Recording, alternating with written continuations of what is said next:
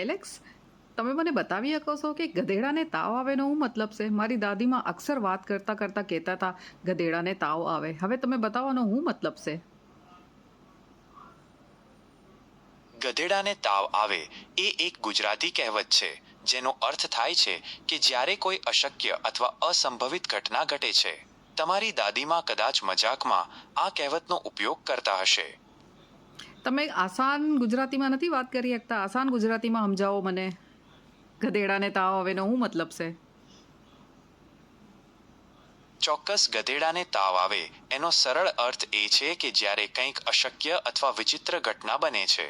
દાખલા તરીકે, જો કોઈ કહે કે આજે વરસાદમાં તડકો નીકળ્યો છે, જાણે ગધેડાને તાવ આવ્યો હોય, તો એનો અર્થ એ થાય કે આજે કંઈક અસામાન્ય ઘટના બની છે.